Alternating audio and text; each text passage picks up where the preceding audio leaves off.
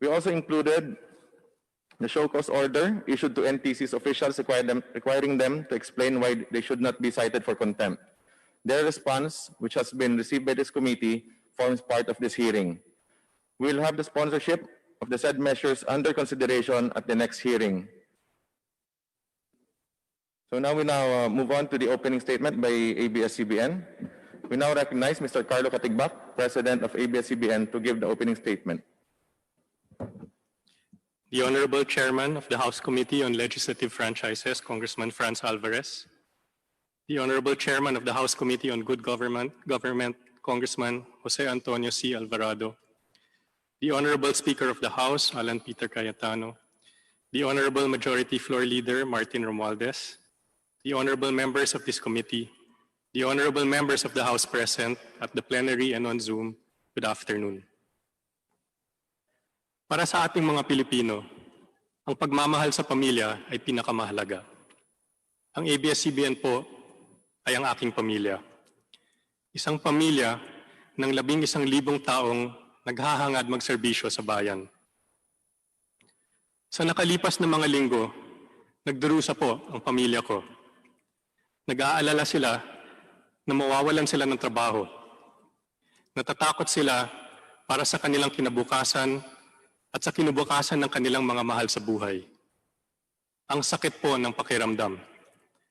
Alam po namin na sa panahon ng pandemya, napakahirap pong mawalan ng trabaho dahil hindi madaling makahanap ng panibagong hanap buhay. May nagsasabi sa social media na nagpapaawa lang daw kami. Sana po makausap ninyo ang isang tatay o nanay na mawawalan ng hanap buhay. Sana po maramdaman ninyo ang takot nila kapag iniisip nila kung papaano nila bubuhayin at papakainin ang kanilang pamilya. Sana po pakinggan ninyo ang boses ng aming mga kapamilya. Sinabi ng Presidente ng aming rank and file union, hindi na kami makatulog sa pangangamba. Hindi po kami nagpapaawa. Umaapela po kami. Ibalik niyo po ang ABS-CBN para maprotektahan namin ang 11,000 kong kapamilya at ang kanilang mga minamahal sa buhay. We want to do everything we can to protect our employees. Pero may hangganan din ang kakayahan ng kumpanya namin. Habang wala kami sa ere, palaki ng palaki ang nalulugi sa amin. At sa mga darating na linggo, mapipilitan na kami maglabas ng listahan ng mga empleyadong mawawalan ng trabaho. Sana makita po ng Kongreso na nasa kapangyarihan ninyo ang kinabukasan nila. Sa tingin po namin, wala pong dahilan kung bakit hindi pwedeng ibigay ang prangkisa ng ABS-CBN. There have been many accusations thrown against us about alleged violations of laws or violations of our franchise. Sinasabi po ng mga bumabatiko sa amin, the law is the law. And we agree, the law is the law. And under the law, we are innocent unless proven guilty. Up to now, there is no court that has determined we have broken any laws. Sabi po ng BIR, bayad ang aming buwis. Nanggaling po sa SEC na aprobado sa kanila ang pag-issue ng mga PDR. Ang Department of Justice ang nagsabi na hindi labag sa prangkisa ang KBO. Ang DOLE naman ay nagsabi na sumunod kami sa lahat ng compliance orders nila. Wala po kaming nilabag na batas. Pero inaamin namin na hindi kami isang perpektong organisasyon. May mga kakulangan din po kami at handa naming ayusin ang mga ito.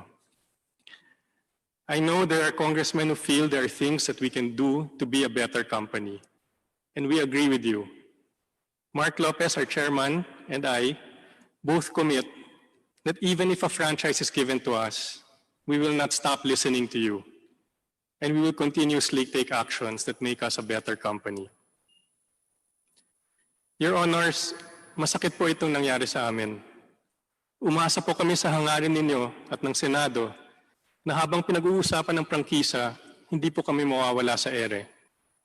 Sa pag-shutdown namin, marami sa ating mga kababayan ang nawalan ng serbisyo ng ABS-CBN, lalong-lalo na sa panahon ng pandemya. Nasa 70 million po ang nanonood ng ABS-CBN bawat linggo. Kailangan nila ang balita para sa kanilang kaligtasan o hanap buhay. At habang hindi sila makalabas ng bahay, marami ang nangangailangan ng mga programang nagbibigay ng saya, inspirasyon, tibay ng loob at pag-asa. Milyon-milyong OFW din po ang umaasa sa ABS-CBN para maibsan ang kanilang lungkot habang nagsasakripisyo sila para sa pamilya. Nung nag-umpisa ang quarantine at gutom ang naging problema ng bayan, agad po kaming kumilos para makatulong. Sa suporta ng iba't ibang kumpanya at sa donasyong nanggaling sa publiko, ang Pantawid ng Pag-ibig ay nakapaghatid ng pagkain sa 3 milyong tao sa NCR, Laguna, Cavite, Rizal at Bulacan. Para po sa amin, ang magmalasakit ay tungkulin ng aming kumpanya bilang isang tunay na kapamilya. Sana pakinggan niyo na lang po ang boses ng ating mga kababayan na nagsasabi kung gaano kahalaga ang serbisyo ng ABS-CBN para sa kanila. Sa aming mga kapamilya, maraming salamat po sa lahat ng suportang ibinibigay ninyo sa amin. Sana maparamdam ninyo sa inyong mga mambabatas kung gaano kahalaga ang ABS-CBN para sa inyo. Naniniwala po kami, ang pagbigay ng isang prangkisa ay nakasalalay sa serbisyong na ibibigay sa taong bayan. ABS-CBN deserves a future only if it has made your lives better. Your Honors, nasa mga kamay ninyo ang kapakanan ng marami. Ang aming mga empleyado at ang kanilang mga pamilya, ang ating mga kababayan na umaasa sa serbisyo ng ABS-CBN. Hinihingi po namin na bigyan ng prangkisa ang ABS-CBN. Tapat po kaming naglilingkod sa bayan sa mahabang panahon, wala po kaming nilibag na batas, at nangangako po kami na patuloy kaming magsusumikap na maging mas mabuting kumpanya. We commit that even after receiving our franchise, we will have the humility to listen to the public on how ABS-CBN can continually be of better service to our country. Thank you for this opportunity. We place our trust in your love for family and your love for country. Maraming salamat po. Mr. Chairman, with your permission, may we show a short video, please? Please proceed. Presentation. Before we move on to the opening statement of those opposed to the application, the chair would like to recognize additional members who are joining us today via Zoom. Congressman Enverga, Congresswoman Suarez, Congressman Chato, Deputy Speaker Pimentel, Deputy Speaker Legarda, Congresswoman Elago,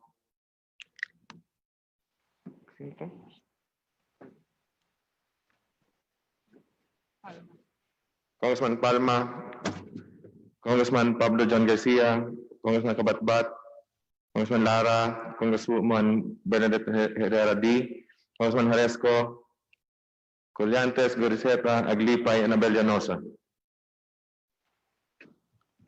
Thank you, Chairman. We had invited Solicitor General Jose Calida to deliver the opening statement of those opposing the franchise application of ABS-CBN. Alam na po nating lahat na wala po dito si Solgen. So we ask and now recognize Deputy Speaker Rodante Marcoleta of Sagip Party List to deliver the opening statement of those opposing the franchise application of ABS-CBN.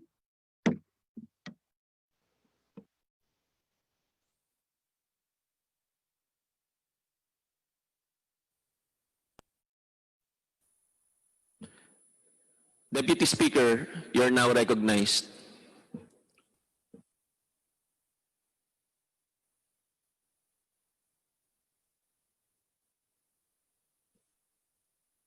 Meron po akong pin-repair na konti ring slide. Sana po maipakita muna bago ako magpatuloy. Pwede po, Deputy Speaker Marcoleta. Law, ibig sabihin batas. So kaya ginawa ang batas sa isang democratic country na kung nasaan tayo ngayon is para maging pantay-pantay ang lahat ng tao. Sa classroom may batas, bawal lumabas o bawal lumabas. Pero pag sinabing nag-comply ka na bawal lumabas, pero may ginawa ka sa pinagbabawal nila, inayos mo yung law ng classroom nyo at sinubmit mo ulit, ay pwede na pala ikaw lumabas. Mr. Speaker, No, my distinguished colleagues, hindi po nag-comply sa batas ang ABS-CBN, kaya hindi po sila pwedeng lumabas at magpalabas. Those opposing the franchise application of ABS-CBN will show with clear and convincing evidence that ABS-CBN did not comply with the terms and conditions of its franchise, as well as our laws and the Constitution. In fact, they will show in the succeeding hearings of the Committee on Legislative Franchises that ABS-CBN deliberately and with impunity violated the conditions of its legislative franchise and more so our laws and the Constitution. Matagal na po kasi ang mga aligasyong ito. Hindi mamatay-matay, lumulutang sa internet, nasa labi ng mga Pilipino. Hindi seryosong binigyan ng pansin. Bakit po? Tikom ang bibig ng may kakayahang magsiwalat nito dahil takot sa maimpluwensyang network na kayang sirain ng tao, kandidato man o hindi. Salamat at ganap na ninindigan si Speaker Alan Peter Cayetano at hindi inalintana ang mga tuligsa sa kanya at pinayagan niya na magkaroon ng patas, bukas at malawak ang pagdinig sa mga aligasyong ito katulad ng nagaganap sa araw na ito. Ang banggit nga po sa John 8:32 ay ganito, "And you will know the truth, and the truth will set you free." Violation of the Constitution. Number 1, franchise is longer than 50 years. Hindi na po dapat payagan itong pagre-renew ng prangkisa ng ABS-CBN. Dapat na pong isara ang pinto para sa kanila. Bakit po?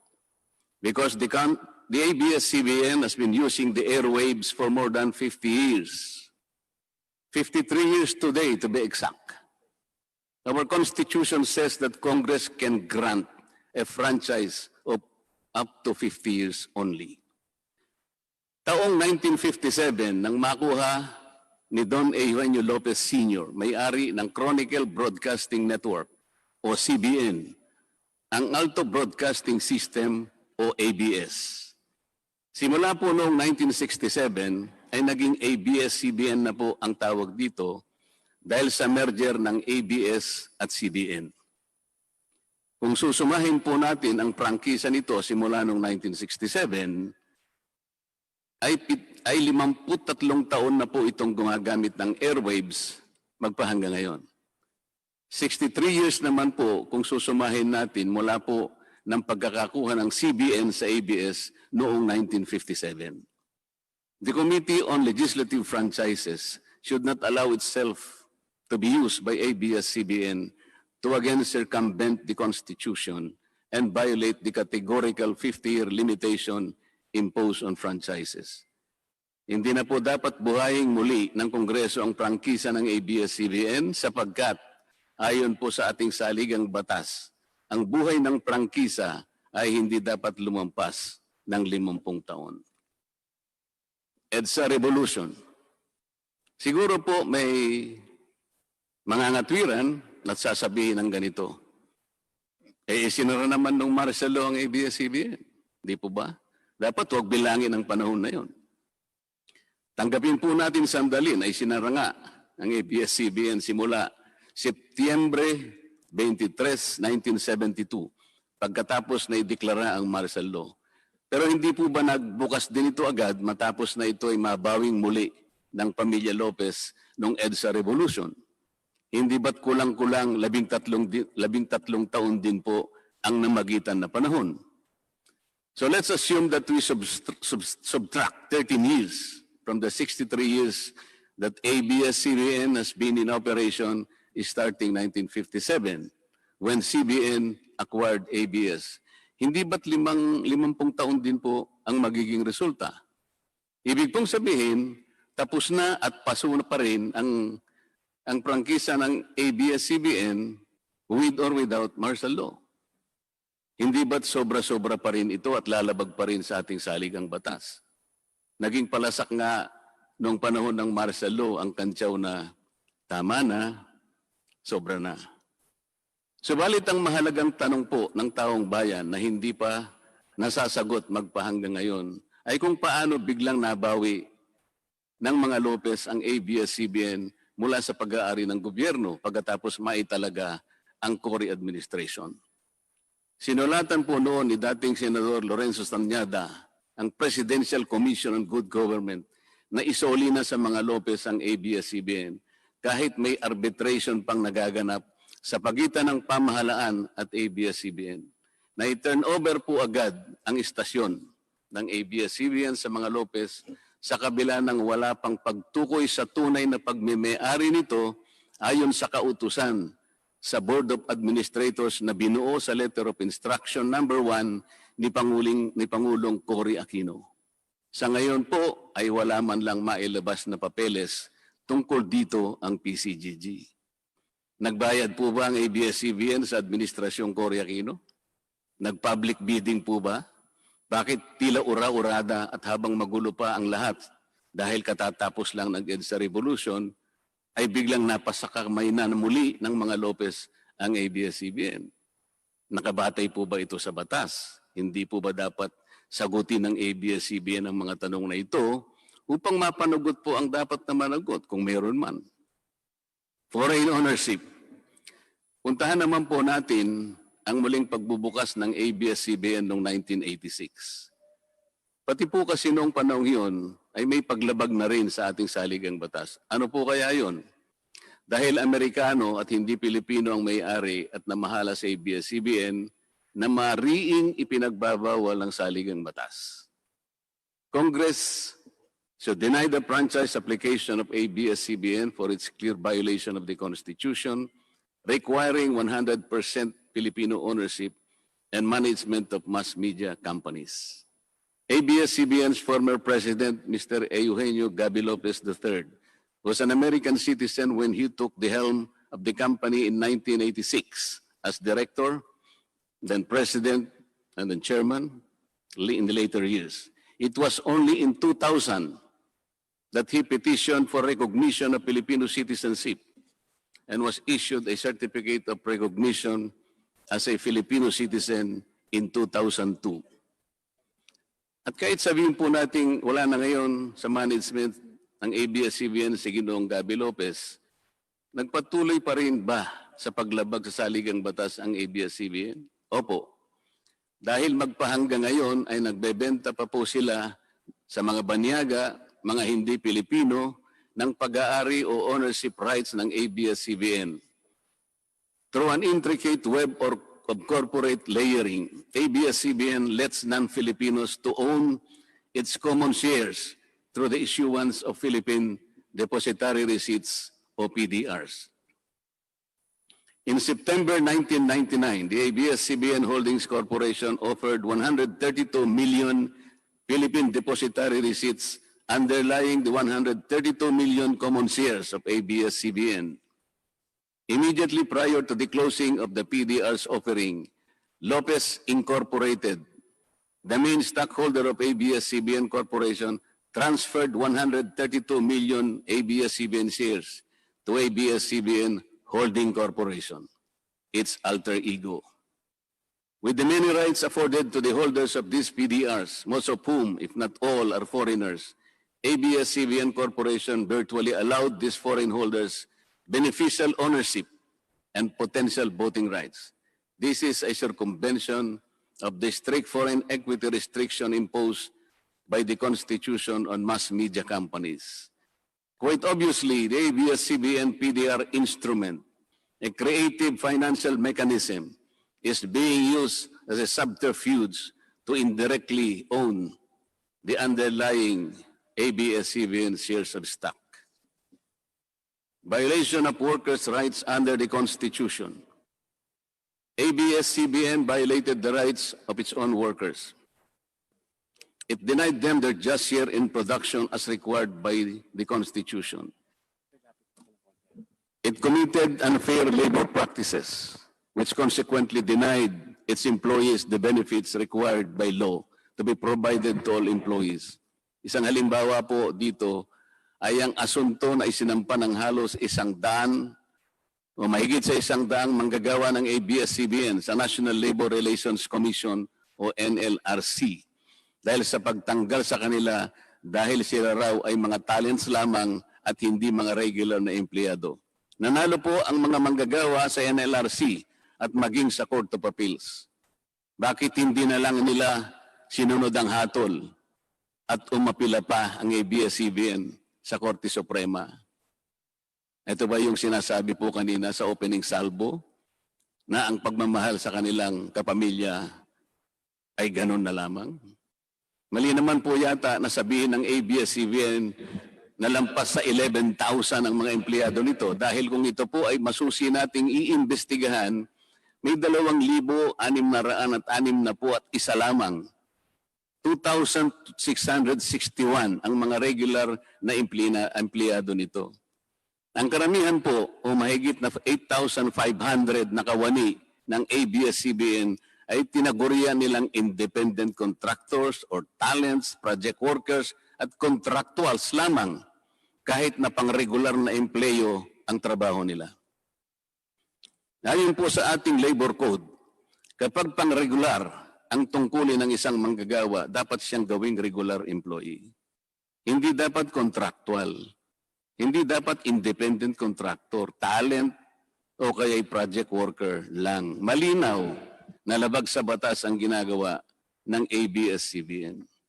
Sana ay ibalita rin po ito ng TV Patrol upang mabunyag ang libo-libong endo sa kanilang bakuran. ABS-CBN has not regularized its contractual workers and talents despite performing the functions of regular workers. It even forced some of its workers to sign employment contracts containing waiver of the right to regularization. And those who refuse were unceremoniously terminated from work. ABS-CBN has subcontracted most of its production work to subcontractor production companies, despite the fact that production is directly related to its core business. These production entities are paid minimally, whose workers obviously get lesser benefits and take-home pay compared to ABS-CBN's regular employees. And yet, the profit generated by ABS-CBN from its independent production companies appear greater than its expenses, especially those expenses that are even deductible for income tax purposes. Kung kaya't hindi po may kakaila sa publiko na napakarami ng labor cases na hinarap at haharapin pa ng ABS-CBN. Ang masaklap pa po dito ni hindi nagbibigay ng contribution ang ABS-CBN para sa benepisyo ng kanilang mga empleyado. Dahil po sa 2,661 lang ang regular employees nito, ang mga ito lang ang may benepisyo. Ang iba po na mahigit 8,500 na nagtatrabaho sa ABS-CBN ay wala po ni katiting na government-mandated benefits na natatanggap katulad ng SSS, PhilHealth o kaya Pag-ibig. Kanina po sa opening salvo, narinig po natin na ang kanila pong isinasangkalan ay yung kanila pong mga kawani, mga manggagawa. Ang kongreso pong ito ay nakikidalamhati. Nalulungkot din po. Bakit naman po hindi? Kung pwede po nating ipaghalimbawa, sandali lamang po, ang ABS-CBN sa isang jeepney driver. Alam po niya na wala siyang prangkisa. Nagsakay po siya ng napakaraming pasahero. Yung mga pasahero naman po, bago sumakay doon, hindi naman niya tatanungin sa driver, Mamang driver, mamang chopper, kayo po ba ay may prangkisa? Yung rota po ba ninyo, pinapayagan yan? Wala pong nagtatanong na gano'n kasi mabilisan eh. Pare-pareho pong nagmamadali. Ano pong masita siya ng LTFRB? Gagamitin po ba nung driver na yon o nung taxi driver na yon o yung bus operator na yon Kawawa naman po yung pasahero namin kung patitigilin mo ngayon. Meron pong pupunta sa ospital, meron pong pupunta sa trabaho, meron pong pupunta sa eskwela. Napakarami pong gawain itong mga taong ito. Ito po ba ang ibibigay po ninyong halimbawa? Hindi po ba dapat kayo muna ang kauna-unahan na nag-isip ng kapakanan nila? Ilagay ninyo sa magandang kalagayan ang pagpapatupad ng prangkisa ninyo at wala pong malalagay sa alanganin. Huwag po ninyong isasangkalan ngayon ang inyong mga manggagawa at kani-kanilang pamilya. Hindi po ganun. Sasagutin po ninyong aligasyon na ito, hindi po sa pamamagitan ng emotional appeal. If this indeed the true house of the people, the Committee on Legislative Franchises must side with the poor workers of ABS-CBN in denying its franchise, justice to them will be finally served, although ironically, this will also entail some sacrifice on their part. Political bias. ABS-CBN has been biased and partisan in favor of particular candidates and against certain candidates during the 2010 and 2016 presidential elections, contrary to the terms of its franchise and in violation of the Omnibus Election Code. Hindi naman po lingid sa kalaman ng marami, kung hindi man lahat, kung paano naging pro Noynoy Aquino ang ABS-CBN noong 2010 at pro Grace po at Leni Robredo naman noong 2016. It is also a matter of record that ABS-CBN failed to air some of President Duterte's political advertisements during the 2016 campaign period, despite receiving the payment for said political ads. Ang masakit po dito, kung hindi pa sila pinigilan ng korte sa pamamagitan ng isang TRO, ay nakahanda na palang ipalabas ng ABS-CBN sa bisperas mismo ng pagtatapos ng campaign period ng 2016 presidential elections. Ang mga anti-Duterte advertisements na binayaran ng isang dating senador. Sinadya ang timing para hindi bigyan ng pagkakataong makasagot pa si Mayor Duterte na noon ay kandidato bilang presidente. Mabuti na lamang at napahinuhod ng ang korte ng petisyon ni Speaker Alan Peter Cayetano na noon po ay Vice Presidential Candidate ni Pangulong Duterte at dagliang nag-issue ng TRO ang korte sa ABS-CBN. It is now a public knowledge that President Rodrigo Duterte and Speaker Alan Peter Cayetano expressed their disappointments over ABS-CBN's unfair reportings and meddling in previous elections. For those opposing the franchise application,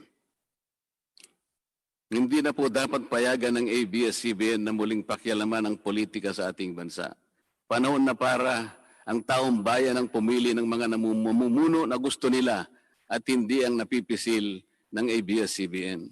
Paalala lang po sa ABS-CBN, you are a broadcasting company, not a political kingmaker.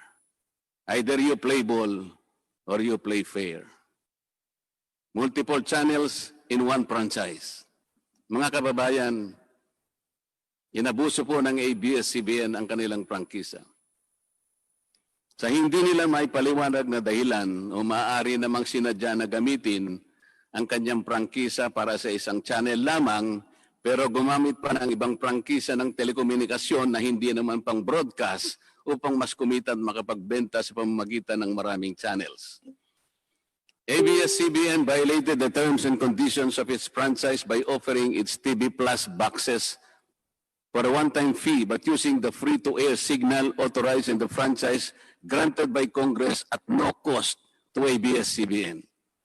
Tubong lugaw, ika nga.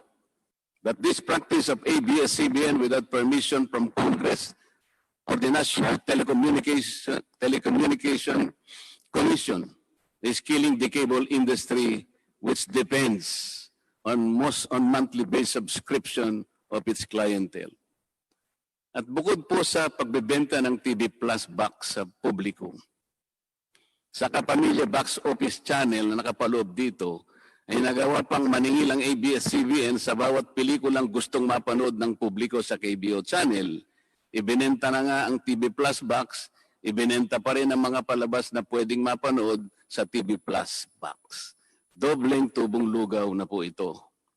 Hindi po saklaw ang mga ito sa prangkisa na ipinagkaloob ng Kongreso sa ABS-CBN.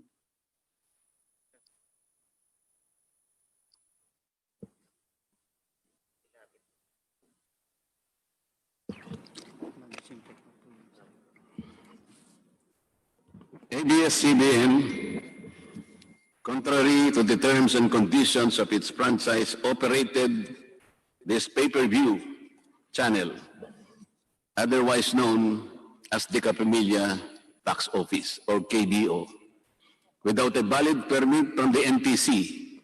And despite NTC's order to refrain from operating a PPB until the issuance of an appropriate guideline for the same, ABS-CBN continued its operation until the expiration of its franchise on May 4, 2020. Tax evasion. ABS-CBN also violated the terms and conditions of its franchise by engaging in tax avoidance schemes, which deprived the government of the much-needed revenue. It used its wholly owned subsidiary, Big Dipper Digital Content and Design, Inc., a PESA-registered company, as tax shield. Its main customer is ABS-CBN Hungary. And because of this unconscionable tax avoidance scheme, ABS-CBN alleged effective tax rate in 2018 was at negative 5%. This means that ABS-CBN managed to avoid paying taxes in 2018. Bakit po ang GMA7 na hindi naman kasing laki o kasing yaman ng ABS-CBN ay nakapagbayad ng buwis sa pamahalaan ng 1.6 billion pesos noong 2018? Samantalang ang malaalamat na ABS-CBN ay walang binayarang buwis. Bakit naman nakalibre ang ABS-CBN noong 2018 sa negative income tax nila na 84 million? Ibig sabihin po nito ay may tax credit pa ang ABS-CBN at ang gobyerno pa ang lumalabas na may utang dito. Wala pong pagkakaiba ito, mga kababayan. Sa isang taong nangutang sa tindahan, binigyan pa ito ng sukli. In 2019, ABS-CBN again did not pay its rightful taxes. It avoided this by entering into compromise agreement with the Bureau of Internal Revenue, with the latter accepting the settlement of 152 million pesos plus from ABS-CBN, equivalent to only 40% of its assessed deficiency in income tax, value-added tax, and documentary stamp tax payments. But this is only one among the 4 other cases lodged by the BIR at the Court of Tax Appeals, all of which were also settled by compromise. Bakit po ganun? Hindi po ba nando sa prangkisa ng ABS-CBN na babayaran nila lahat ang rightful taxes? Kinakailangan po bang sila ay habla pa ng BIR bago sila mapilitang makapagbayad lamang kahit settlement lamang? Ang linaw po ng kanilang prangkisa na babayaran lahat ang kaukulang buwis. Bakit kailangan pong sila ihabla at idemanda pa ng BIR para lamang sila ay makapagbayad? There are also allegations to date that ABS-CBN's Lingkod Kapamilya Foundation, ALKFI, is being used as ABS-CBN as tax shield, and that ALKFI also failed to file donor's tax return and pay the donor's tax. Ito po ang mas nakalulungkot dito, mga kababayan. Kapag politiko o government official ang nagkawang gawa, epal ang tawag dito ng ABS-CBN. Kahit mula pa sa sariling bulsa ng politiko ang pinanggalingan ito. Pero kapag ito ay galing sa Lingkod Kapamilya, puro pangalan ng ABS-CBN ang kanilang pinangangalandakan, katulad po ng nakita natin ngayon. Alam naman natin na galing naman sa lahat sa mga donors ang pondo na ginamit nila. Meron po kayang nanggaling sa yaman ng ABS-CBN. Di baling ang pantulong ng ABS-CBN ay galing sa donasyon ng ibang tao. Di baling ang perang pantulong ay mula sa tax avoidance ng kumpanya. Ang mahalaga ay mapalabas nila sa pamamagitan ng sa mamamayan, katulad po ng nakita natin ngayon na napakabuti at napakabait ng ABS-CBN. Kami po ay naniniwala na unti-unti na pong nabubuksan ang katotohanan sa ating mga mamamayan. Hindi po ba mas maganda at katanggap-tanggap na tumulong sa kapwa ng walang nalalabag na batas at buong sikap pang nasusunod ang prangkisa? Dahil po ba kayo ay nakapagdudulot ng saya, ng aliw sa ating mga mamamayan? Dahil po ba kayo ay nakapagbibigay ng inspirasyon, ng pag-asa, ng katatagan ng loob na kagaya po sa opening salvo kanina ng representative ng ABS-CBN? Hindi na po ba natin susundin o tutuparin, isasaalang-alang ang ating mga batas, ang ating saligang batas, o kaya ang prangkisa ninyo? Makakapagpasaya naman po tayo. Makakapag-inspire po tayo na hindi po tayo lumalabag sa batas. The House of Representatives should endeavor not to grant the franchise application of ABS-CBN because it has deliberately floated the Constitution and other related laws. Even the terms and conditions of its previous franchise to suit its own business and political interest, but to the prejudice of the greater good. The grant of a legislative franchise is merely a privilege and not a matter of right. Congress has the exclusive constitutional authority to award, alter, or revoke this privilege when the common good so requires, as in this particular case of ABS-CBN. We believe that it is but right for the House of Representatives to deny this time the franchise of ABS-CBN for flagrantly violating the Constitution and related laws, even its own franchise, making it unworthy of the grant of this special privilege by the state.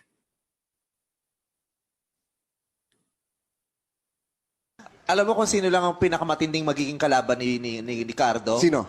Nako, kabahan ka kay si Cardo. Ang pinakakalaban ni Cardo. Sino? Feeling ko si Kiboloy.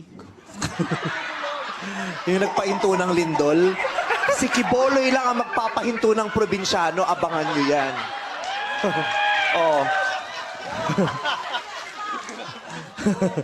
So inahamon kita Kiboloy, pahinto mo nga ang probinsyano. Napahinto mo pala ang lindol eh. Apakayabang nyo pala eh. Sabi niya daw, stop. Sige nga, punta kang gitna ng EDSA, stop mo yung traffic doon. Stop.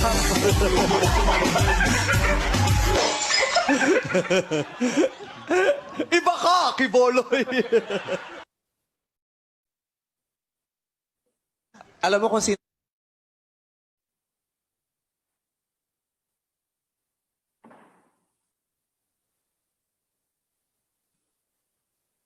Kailan mo ba gustong mapa-stop ang probinsyano? Ikaw, magpili ka. Kailan mo gustong i-stop? 1 buwan, 2 buwan, 3 buwan, 4 na buwan? Ikaw. Baka sa 4 na buwan, hindi lang yung probinsyano may stop. Baka pati yung network mo, stop na yan. Mr. Speaker, ABS-CBN posed the challenge. Obviously, the challenge was accepted. There is no reason to complain. Maraming salamat po. Maraming salamat, DS Marcoleta. We now recognize Speaker Cayetano for a manifestation. Mr. Chairman, I'd like to thank both sides for the opening statements. Very clear sa side ng ABS na paninindigan na walang violation of law. At very clear kay Deputy Speaker Marcoleta na inisa-isa niya yung alleged violation of law. So katulad ng sinabi ni Congressman Garbin kanina na dapat less technical para ang tao naririnig lahat, I just like to appeal sa members ng leniency kay Solicitor General. At kahit today natin schedule yung opening statement, bigyan pa natin siya ng pagkakataon sa susunod na hearing to make the opening statement. Kasi kung i-review nyo po ang statements niya, statement na Malacanang, very, very clear po, hindi siya inutusan ng ating Pangulo na pumunta sa korte at gawin yung petition niya. So very, very clear that the champion of the exposing the alleged violations of ABS-CBN is Solicitor General. That doesn't exclude other champions who are here today and other oppositors who have been interviewed on specific alleged violations.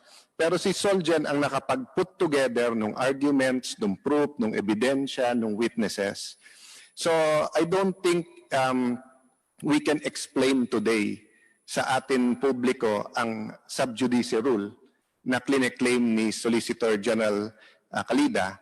But I just like to make 2 points. First, kung ganun ang interpretasyon ng sub judice rule, walang hearing na magaganap sa Kongreso.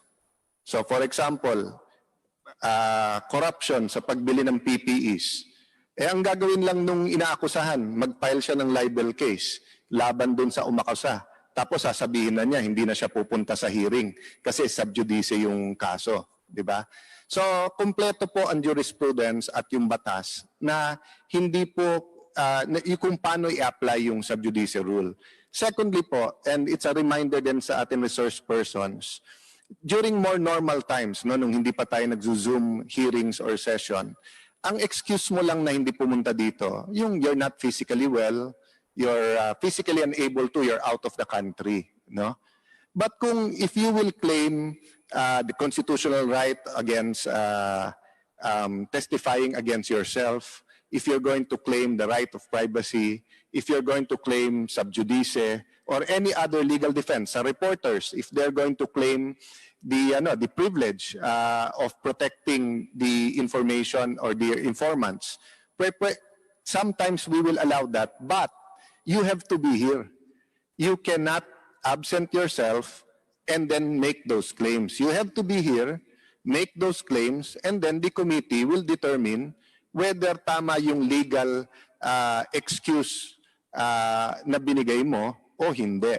So, I know that earlier Chairman Alvarado already stated that we will be sending him a letter, but also to extend him the courtesy na makapag-prepare din siya ng opening statement or at least a summary ng allegations against ABS so that to be fair to our executives from the ABS-CBN at sa kanilang mga empleyado, masagot naman nila punto, kada punto.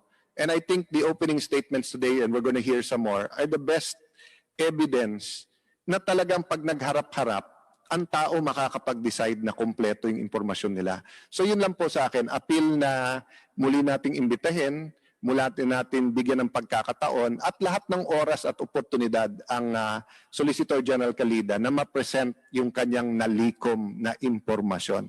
If this was the budget hearing, he cannot absent himself. And in the budget hearing, any member can ask him, can you give us a summary of the petition you filed against ABS-CBN. So wag na nating hintayin yung budget hearing sa July o August bago natin siya matanong. Para nga harap-harapan po at yung mga membrong naghihintay sa Zoom at gustong magsalita, makapagsalita. Thank you to our two dear chairmen. Thank you, Mr. Speaker.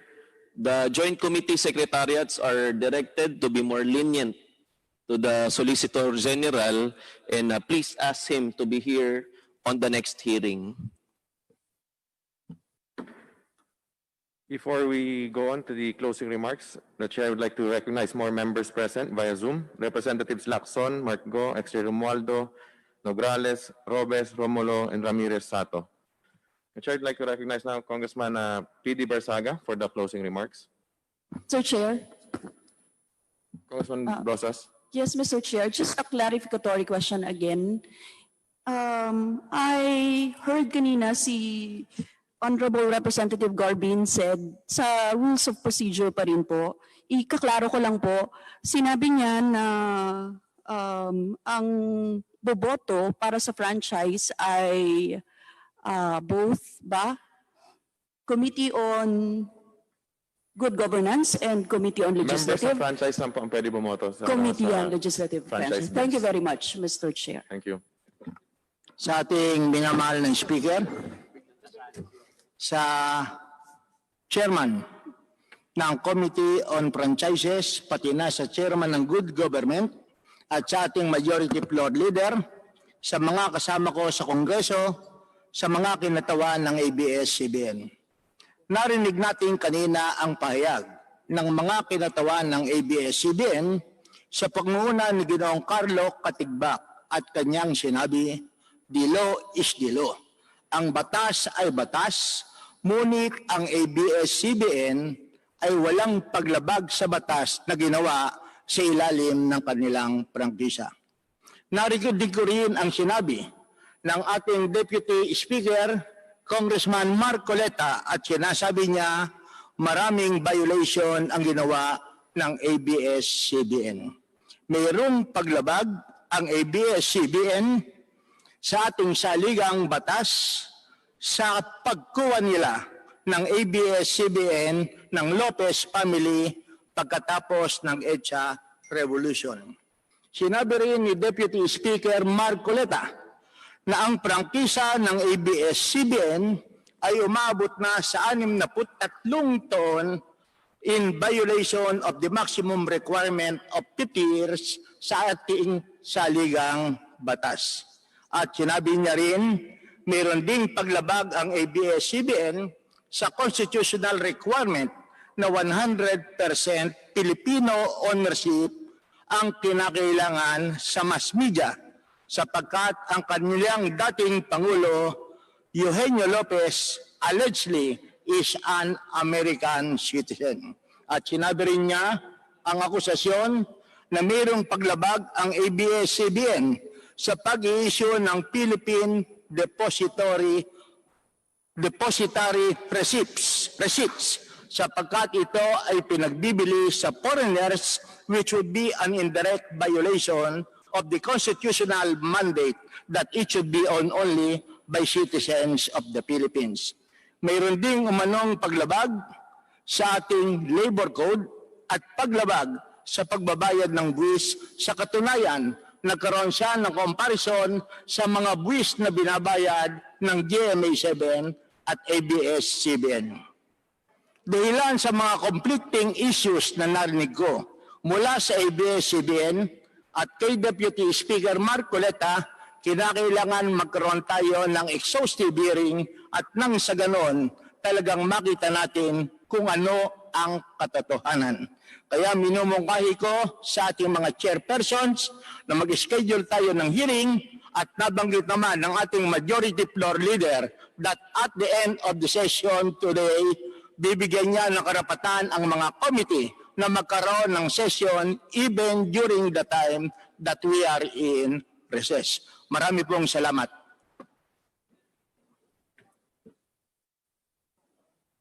Before we suspend our hearing, may we ask from our guests from ABS-CBN when they will be ready for Yan ang nalimutan ko. our next hearing? Kailan po ninyo masasubmit lahat po ng mga kailangan ninyong mga AVPs or presentation documents regarding sa next topic natin, which is yung mga lahat na nabanggit po ni Kong Barsaga? Ano pong schedule ang sa tingin ninyo okay sa inyo? Mr. Chair, para klaro lang, yung topics na i-cover po natin sa susunod na hearing ay yung mga binanggit po ni Congressman Marcoleta. Barsaga po. Okay. Opo. By Friday po, we'll be ready to submit lahat ng documents sa committee. Baka pwede pong Thursday na lang para... Thursday po. Opo. And then, kailan po ninyo gusto mag-hearing? Thursday, then Monday, hearing na tayo. Kayo po. Monday po siguro. Kung PD, kung okay nun. Yes, Mr. Chairman. The sooner the better, sapagkat nakatuon ang mata ng ating mga kababayan sa ginagawa natin sa pagtalakay ng prangkisa ng ABS-CBN. And I think that would also give enough time sa ating Soljan na mag-prepare din ng kanilang opening statement kung tsaka presentation kung mag-attend din po sila sa Monday. So we'll schedule our next hearing Monday, 9 Mr. to... Chairman, just a Kung quick proposal, Mr. Chairman. Sana po makuha na rin natin sa ABS-CBN. Ano po ba yung nature ng kanilang proposal? Is it now a new application? It is now a renewal? Para hindi na po tayo din nagdidebate within the committee in trying to consolidate the bills that we have for renewal And for the new application, let it come from ABS-CBN itself, from their legal, what submission they would want to this committee. Salamat, Mr. Chairman. Mr. Katigbak, who would like to answer? Siguro, Mr. Chair, I'll defer to our sponsors and co-authors on the particular issue. Sino mong co-author na mag-ano ngayon dito? Kong Rufus? Ano sa Zoom ba si Kong Rufus? Comsec, pakicheck. Comsec, pakicheck si... Paki-on yung mic ni Kong Rufus Rodriguez. Ay, ikaw na, Kong Arlene? Rufus. Mr. ano? Chairman, Kong Mike. yes, the reason kaya ko po tinatanong yung ABS-CBN dun sa nature ng application nila, kasi parang humaganda sila na po as the corporate entity to define. Nakita na po nila yung presentation ni Congressman Marcoleta. There were several points about the constitutional limitation. Ito pong nature of the bill that we will be discussing now. Will it be a new application? Will it be a renewal? So it would be best, Mr. Chairman, that it comes from the entity itself, ABS-CBN. I would assume that the sponsor later on, whether it's Congressman Rufus or anyone else, would take up the bill. Pero at least makita po natin at walang sisihan nang galing mismo doon sa aplikante ng prangkisa ng ABS-CBN. Thank you, Mr. Chairman. Mr. Chairman, Thank you, Chairman. Before we... Chairman, can I be recognized? I would like to recognize Congressman Rufus Rodriguez. Thank you very much, Chairman Chico Alvarez and Chairman Jonathan. Precisely, I have filed a new bill 6694 to grant a new 25-year franchise to ABS-CBN because it is a fact that the franchise of ABS-CBN expired last May 4 midnight.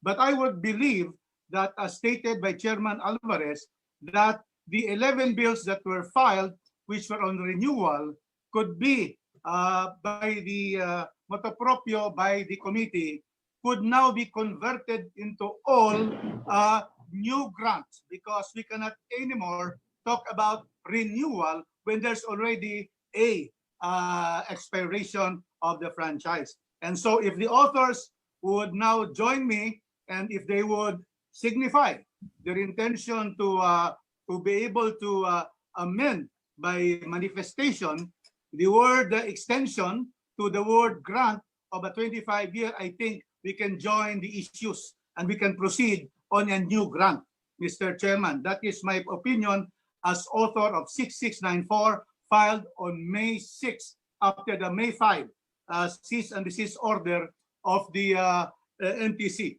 Mr. Chairman. Thank you, Congressman Rodriguez. Congressman Mikey Arroyo. Mr. Chairman, I believe that this issue, whether or not it is a renewal or an extension, is very important because there are so many side issues, Mr. Chairman.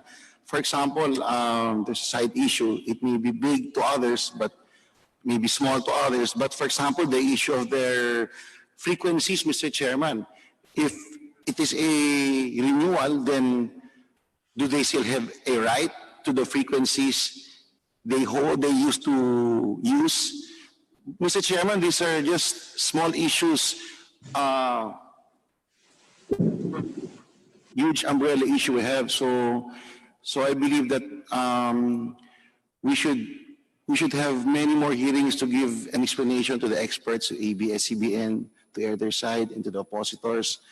And we haven't heard these gentlemen here. I don't even know who they are. So.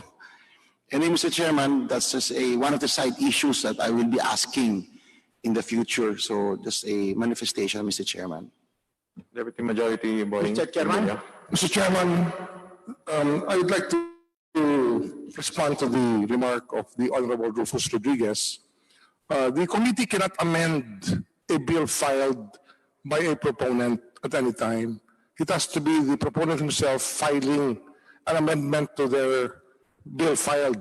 But since it has become moot and academic, I believe that it is just proper for them to refile a new bill for a new grant of franchise. I think that's the only way that we can really tackle it together with the other bills, because otherwise we might be violating our own rules, Mr. Chairman. Mr. Chair, Actually, Majority Leader. a good alternative right now is to consider having the committee file a substitute bill to incorporate those previous renewals, and that can be adopted by the said Committee on Legislative Franchise. Yeah. The chair is now directing the committee secretary to just file a substitute bill to consolidate all the franchise renewals. Congressman PD. Clarification, Mr. Chairman. If a new bill would be filed, then does it require that there must be the usual procedure, that there must be the first reading, then there must be the referral to the committee? And if this would be the procedure, then we cannot have the hearing next scheduled Monday. Baka ang isipin ng tao, pinagtatagal pa lamang natin to. Eh bakit hindi na natin i-consolidate na lamang ng committee at gawin na lamang renewal in order to obviate any technicality, considering, not renewal, but a new franchise, considering that right now, there is nothing to be renewed in as much as the franchise has already expired. Renewal presupposes that the franchise is existing. And we cannot blame our colleagues when they file the bills asking for renewal because at that particular time, the franchise of ABS-CBN has not yet expired.